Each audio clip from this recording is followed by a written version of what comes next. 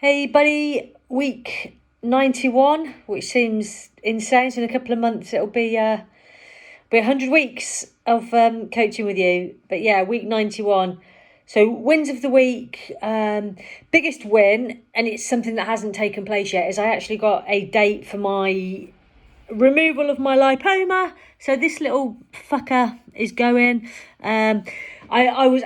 I couldn't believe it. So when the phone rang and she said, "Oh, it's Caroline from Warwick Hospital," my first thought was my stepmom, obviously, and then she was like, "You're on the list for plastic surgery, and we've got a date on the 1st of February." So obviously, I took it, and I'm super psyched about getting it off. I think I told you before they were concerned that it might be like an iceberg and have gone either into the muscle or the nerves, but actually it's just like a big marble sort of size, and there's a slight dip in my trap, but it hasn't grown into it. So I'm hoping that it obviously I'm not gonna be able to train shoulders and arms for a bit, or chest or whatever, but I can probably train around it depending how big the scar is. But we can have a look at that afterwards. But yeah, I'm super psyched about that. Really, really gassed, because I was not expecting it. I thought I'd be competing with it.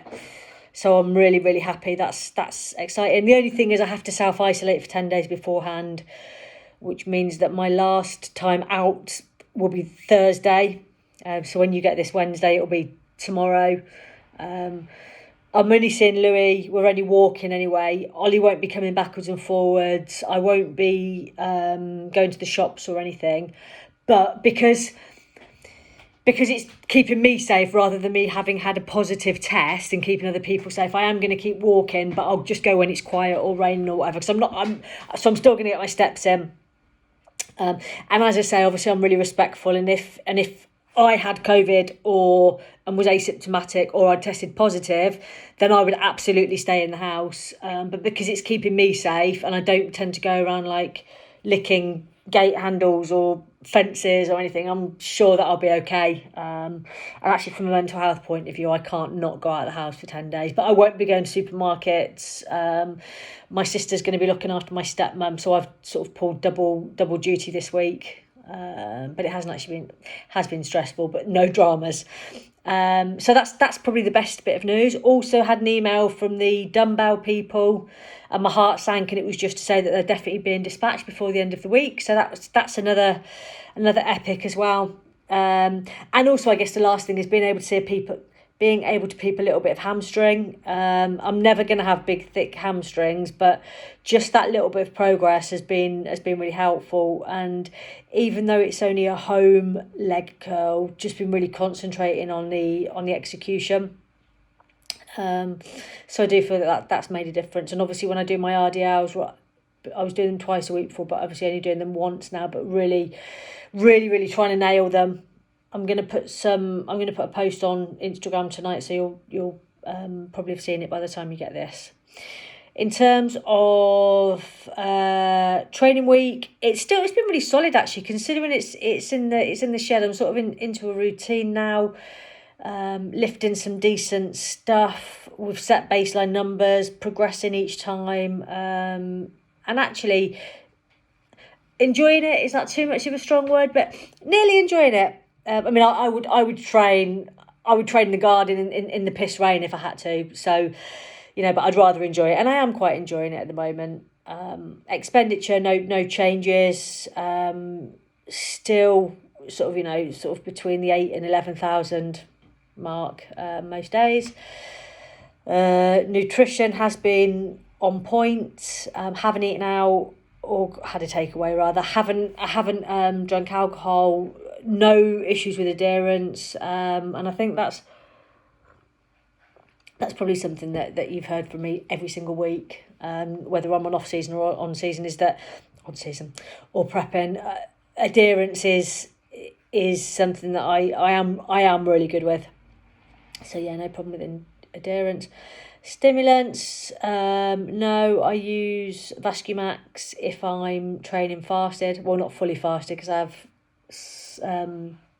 carbs in my intra, but apart from that, I won't really have anything more than just 2 coffees a day.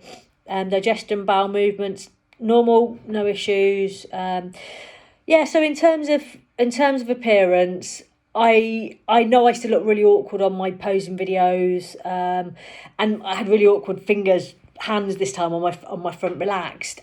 But I can look at my videos now, and I can be a little bit more objective about the posing, rather than, oh well, this is smaller than everybody else's. You've got shit hamstrings. Your back's actually decent, but you can't pose it. So from a mindset point of view, that's really helped. And as I say, I'm it's only the second week. I've only had a week's worth of posing practice following on from Darren, and I haven't practiced every day. I'll be honest, it's been a bit of a, like I say, I've been pulling double shifts with my stepmom. Ollie's been here.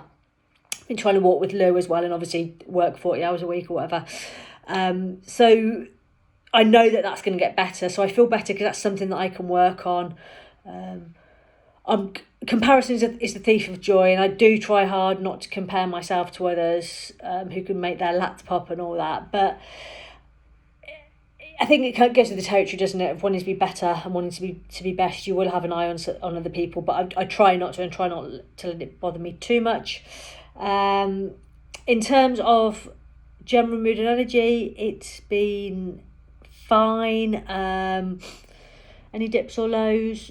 No, not particularly. It's a shitty time for everyone, but we're really lucky. I have to do adulting and all that kind of stuff, but on the whole, we're pretty lucky. So no, fairly good. There's a little group. So in L&OD department, which is where I work, they set up like a wellbeing group probably a year ago, and there's a meeting every day. And what she'll do is she'll play something from Headspace, and it kind of peaked sort of in the summer last year, and I went along every now and then it didn't die a death, but it kind of petered out because obviously we came off lockdown and all that kind of. But what I'm doing a coaching qualification, as you know, and so is she. So we were talking this morning, and she was actually practicing on me. I was just talking about never being able to turn my brain off and being type A and all that kind of stuff.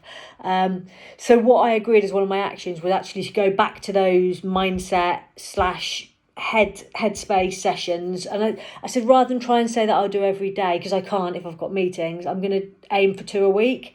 And I did one this lunchtime, and it was really good. It's just a 3-minute, because she's got a membership with Headspace, so she gets access to all of them. She just plays it on Teams, and it was really good. It was a reset one, so I'm going to try and do that twice a week. I've been a bit naughty with my phone at bedtime, so I'm going to absolutely make sure that I don't look at my phone once I'm in bed. And I also did yoga today. We did chair yoga through work, which I helped organise. And actually, it sounds like it's going to be really sort of low key, but all you did was you used the chair for support and stuff, and it was actually really good. So another thing I'm going to do is I'm going to say yoga once a week, because especially at the moment, but once I'm in self-isolation, maybe once or twice a week. But so mindset, that's all mindset stuff I was talking about. But on the whole, feeling good. Got some new artwork and bits and pieces that have helped. Enjoying the Hydromax, that's really nice. You said it was really strong cherry flavour. Nothing's too strong for me when it comes to cherry. In terms of sleep, actually the last 4 or 5 nights have been shit, and actually before that, probably for the 2 weeks before that, had been really good. So I'm hoping that the mindset stuff, the yoga, I still do the journaling and that, and not using the phone is going to help. I tend to sleep worse when Ollie's here anyway, because he's a fucker for coming down at sort of midnight and making a snack, and the kitchen's right below the bedroom, and then we're worried that he's going to leave various doors open because the cat's sort of not restrained, but certain places he can't go at night. Upstairs is one of them, because it would keep me awake. So that door is to the stairs, and when Ollie's down here, I'm like, oh god, he's going to leave the door open. But obviously he's not going to be here for a while now, so although I really miss him, it actually helps with my sleep, because I'm not worrying about what he's cooking at midnight, or whether he's going to let the cat up, or he's going to leave a knife on the side, or what he's going to look, god, whatever. I'm rabbiting now. So I'm hoping sleep will improve. I don't have any questions, and nothing will interrupt progression next week. As I say, I'm going to pop some stuff on Instagram later. If you haven't already, if you can have a look. Obviously, send me feedback if there's anything that I need to improve. All right, buddy. Have a good day, and I'll catch up with you soon. Bye.